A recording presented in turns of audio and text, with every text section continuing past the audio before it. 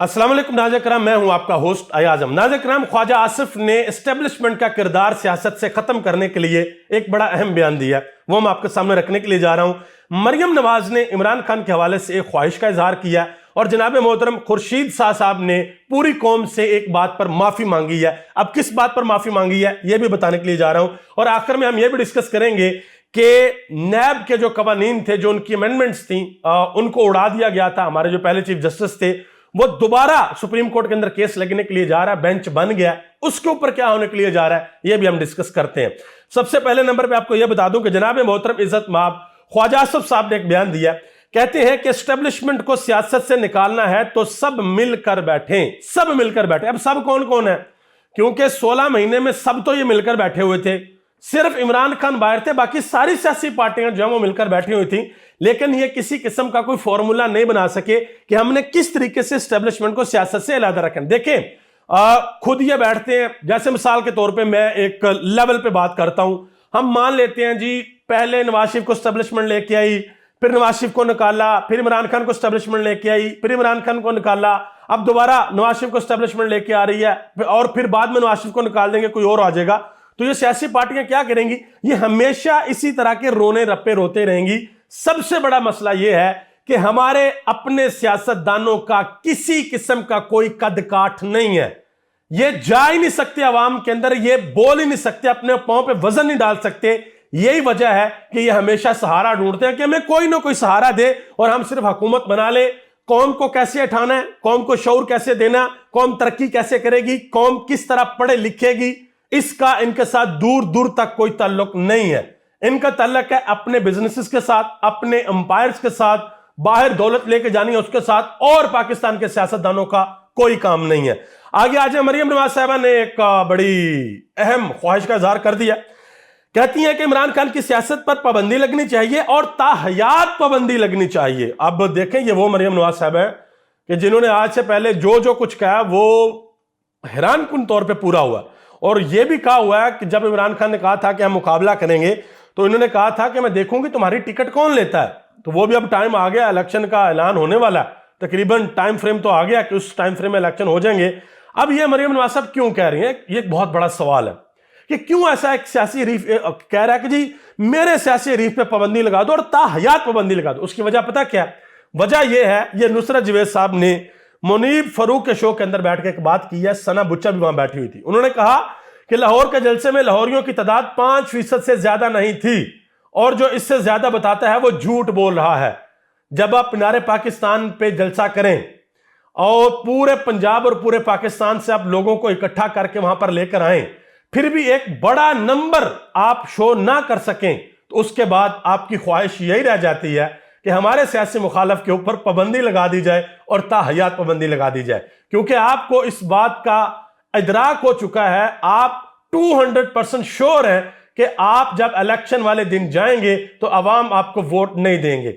आप जलसे जुलूसों में जाते हैं, अवाम आपके जलसों में नहीं आते, चाहे वो फिर शदरे की तंग गली हो या फिर ठोकर न्याज बेग पे एक वलीमा हो, लोग आपके जलसों में आना पसंद नहीं करते। और आजकल तो एक और काम शुरू हो गया, नून लीग का जलसा हो रहा है, नारे लग गए पीटीआई के, इस्तेकाम पार्टी का जलसा हो रहा है, नारे लग गए पीटीआई के, और फिर लोग ये भी कहते हैं हमें इतने हजार दे के ले आए हैं, हमें इतने सौ दिहाड़ी के ऊपर लेके आए हैं, हम तो वोट जो है वो तो हम इमरान खान को देंगे जलसे में, तो हम वैसे आए हैं। तो ये सारे काम चल रहे हैं भाई। आगे आ जाए, खुर्शीद शाह साहब ने कहा है, देखिएगा जरा सुनिएगा कि ये सियासतदान इस कौम के साथ करते क्या। उन्होंने कहा जी जनरल बाजवा की तस्वीर में हमसे गलती हुई, सॉरी, माजरत, माफी चाहते हैं, कौम हमें माफ कर दे।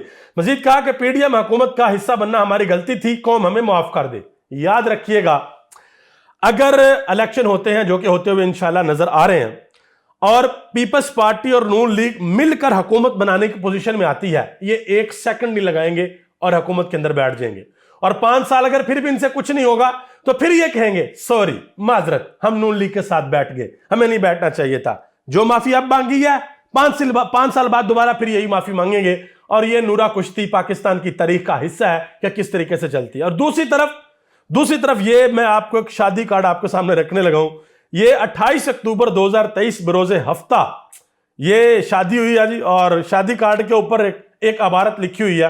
अब लोग नहीं लिखते इस तरह के सियासी इबारत अपने कार्ड्स पर नहीं लिखते, लेकिन अब लोग क्यों लिख रहे हैं? लिखा हुआ जी आपकी शिरकत उतनी जरूरी है जितनी इस मुल्क को इमरान खान की। ये शादी कार्ड के ऊपर लिखा हुआ भाई।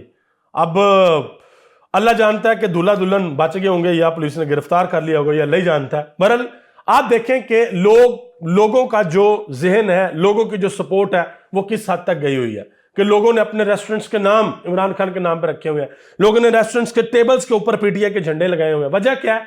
वजह यह है कि इमरान खान की मकबूलियत का किसी किस्म का तोड़ कोई सियासी पार्टी अभी तक नहीं निकाल सकी। ना नून लीग के पास कोई तोड़ है, ना पीपल्स पार्टी के पास तोड़ है, ना किसी और सियासी जमात के पास तोड़ है। नून लीग तो ऐसे हाथ बांध के इस वक्त खड़ी हुई है कि कोई आए और हमें जितवा दे। हमारे पास कोई फॉर्मूला नहीं है कि हम अवाम के पास जाएं और अवाम को जाके हैं कि हमें वोट दें।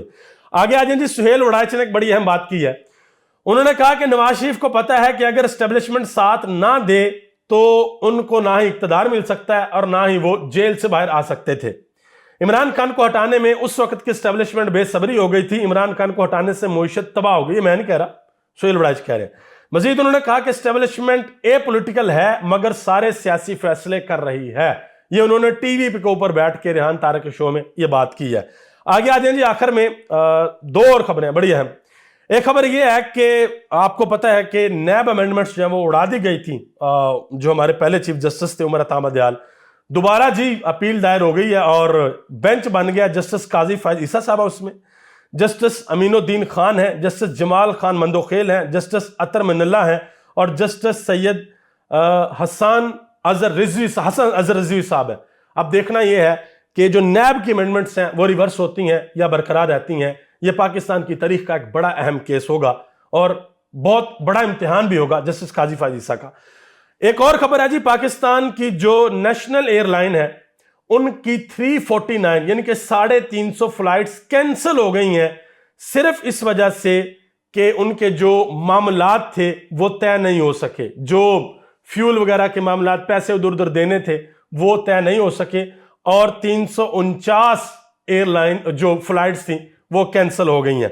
और आखिर में एक और जरा अच्छी खबर है, शेख रशीद साहब की जो लाल हवेली है जिसको सील कर दिया गया था, फिर उन्होंने इंटरव्यू भी दिया, प्रेस कॉन्फ्रेंस भी की, तो माशाल्लाह उनकी हवेली को खोल दिया गया और शेख रशीद ने यह ऐलान किया कि वो इलेक्शन लड़ने के लिए जा रहे हैं और खुद इलेक्शन लड़ने के लिए जा रहे हैं और पीडीएम के खिलाफ इलेक्शन लड़ने के लिए जा रहे हैं। आप सबका बहुत बहुत शुक्रिया। पाकिस्तान जिंदाबाद, पाकिस्तान के अवाम और पाकिस्तान के इदारे पाइंदाबाद।